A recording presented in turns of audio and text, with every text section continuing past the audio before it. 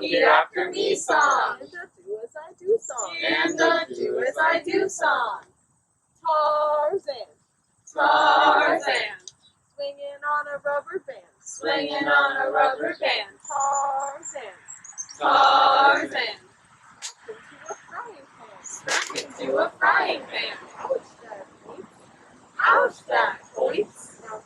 Now Tarzan has a pan. Now Tarzan has a tan. And he hope it don't feel. And he hope it don't feel Now together, like a banana. Yay! Yay! Flying in an aeroplane. Flying in an aeroplane. Yay!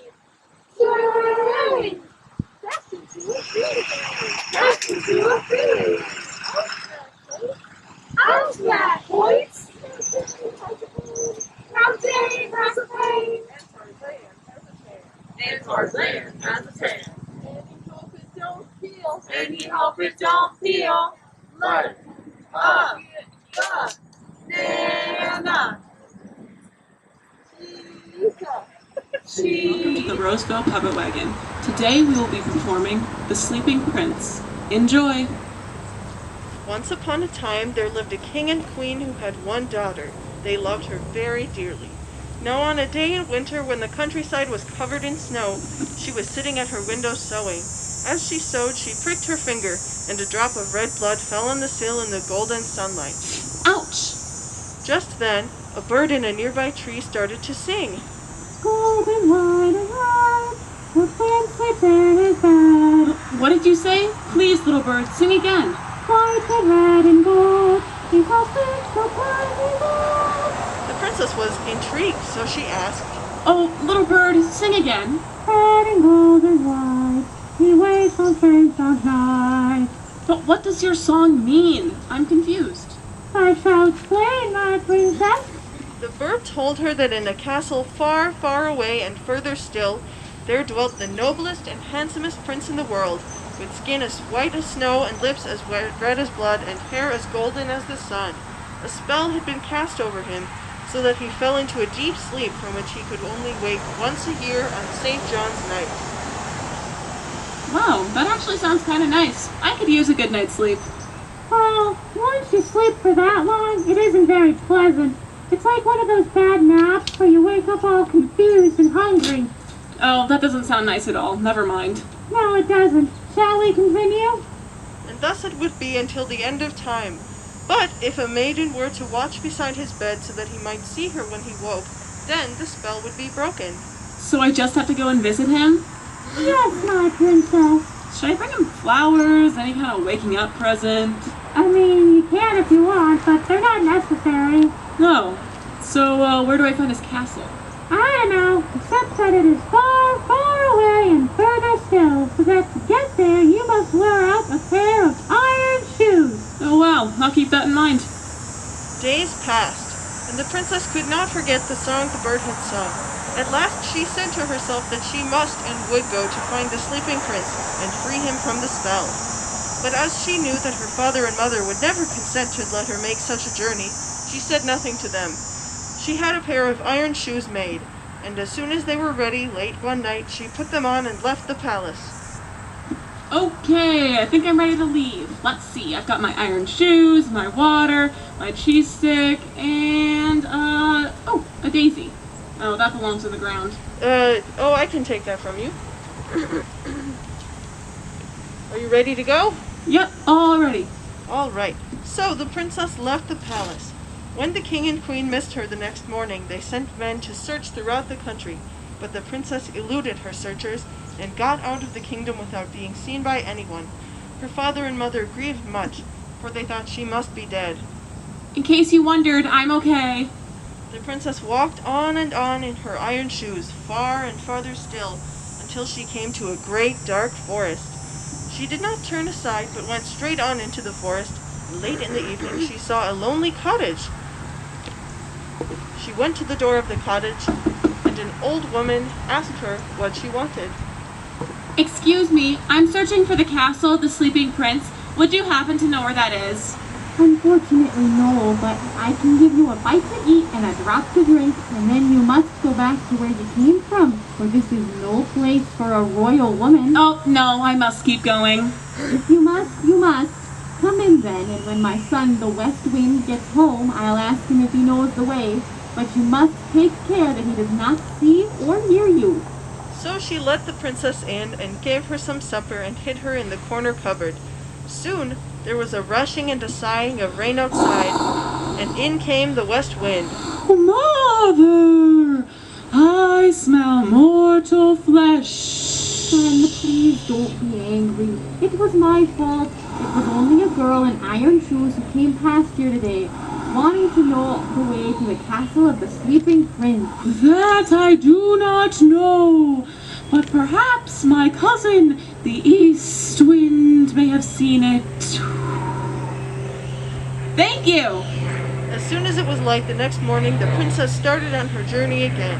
She walked on and on, far and farther still in her iron shoes. The sun scorched her and the rain wetted her. At last, late one evening, she came to another cottage, where an old woman asked what she wanted. I'm searching for the castle of the sleeping prince. Do you know where that is? I do not, but I can give you a bite to eat and a drop to drink, and then you must go back to where you came from, for this is no place for a mortal. No, I must go on. Well, if you must, you must. Come in then, my dear, and when my son, the East Wind, gets home, I will ask him if he knows the way. But you must take care he does not see or hear you, for he'll be very angry. So she let the princess in, gave her some supper, and hid her in a cupboard. Soon there was a shrieking and whirring of dust outside, and the East Wind came in. Mother, I smell mortal flesh. Oh, my son, don't be angry. It was my fault. It was only a poor girl in iron shoes who came past here today, wanting to know the way to the castle of the sleeping prince. I don't know that castle. Perhaps my cousin, the North Wind, may have seen it. He always knows where the interesting places are. That's very helpful. Thank you. As soon as it was light the next morning, the princess started out again. She walked on and on, far and farther still, in her iron shoes. The sun scorched her and the rain wetted her, till her fine clothes were worn to tatters. At last, late one evening, she came to another cottage. When the old woman who lived there saw her, she was frightened and tried to scare her away. Good heavens, who are you? Go away! No, I must go on, for I am embarking to the castle of the sleeping prince. Well, if you must, you must. Come in then, my dear. You look chilled to the bone. When my son, the North Wind, gets home, I'll ask him if he knows the way. But you must take care that he does not see or hear you, for otherwise he'll kill you. So she let the princess in, gave her some food, and hid her in the cupboard. Soon there was a terrible roaring of snow outside, and the North Wind came in. Mother! I smell mortal flesh! Oh, my son, don't be angry. It was only a poor ragged girl in iron shoes who came by here today, wanting to know the way to the castle of the sleeping prince. Oh, really? But that's easy. The path outside your door leads directly to it. Then she will find the castle, for that is the road she took. The North Wind only laughed. Ha, ha, ha. Yes, and little good it will do her, for the gate is guarded by two huge lions that devour all who try to pass through. Is there no other way for her to enter the castle? There is one way. If she were to pick two of the white roses that grow out by the door and throw them at the lions, they will lay down and let her pass. As soon as it was light the next morning, the princess set out, taking with her 2 white roses from the bush by the North Wind's door. She walked on and on, far, far and further still. The sun scorched her, and the rain wetted her, and the snow chilled her. At last she looked down. Oh, come on. One of my shoes has a hole in them. Oh, but it's because I'm at the castle. Okay. Soon she came to the gate and saw the two lions. They started to growl and bare their teeth, but the princess kept walking. Just as the lions were about to pounce, she threw the white roses at them, and they lay down and went into a deep sleep. Aww, they kind of look like kittens. Oh, good night, sweet lions. The gates of the castle opened for the princess. Inside she found many rooms, all furnished luxuriously as any prince could desire. There was something else strange about it. Maybe it was the blue rugs or the abstract art. Everyone in this castle is asleep. Oh, that's right. And I really do mean everyone. The cows in the stable, the servants in the hall, the cooks in the kitchen, and even the flies on the walls. And no matter how hard she tried, the princess could not wake them. I guess I'll go look for the prince. She found him in a bedchamber hung with beautiful silver curtains. He was the handsomest prince in the world.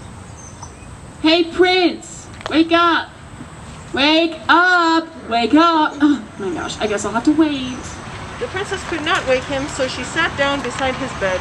Just as evening fell, a table covered with the most delicious supper appeared before her, and when she had eaten, it vanished. All night long she watched by the sleeping prince. At dawn the table appeared again, and it vanished when she had eaten, just as before. Aw, I wanted seconds.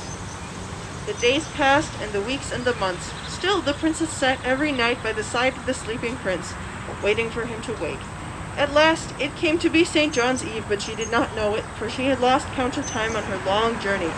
At midnight the clock in the tallest tower, which had until then been silent, began to strike. On the stroke of 12 the prince yawned, opened his eyes, and saw the princess sitting beside his bed, barefoot and in rags like a beggar maid. At last, the spell has been broken. Now there was a noise and clamor of voices downstairs, as everyone in the castle awoke from their long sleep. The servants in the hall, the cooks in the kitchen, and even the flies on the walls. But the prince paid no heed to any of this, for he was gazing at the princess. Whoever you are, my heart belongs to you. Will you marry me? I can see that you are as good and as brave as you are beautiful. I will marry you. After they were married, the prince and princess mounted on the two fastest horses in his stable and rode to the castle of the king and queen, who were overcome with joy to see their daughter again. As for the prince, though he was surprised to discover that his wife was not a beggar maid after all, he was not happier, for he already loved her more than all the world. The end.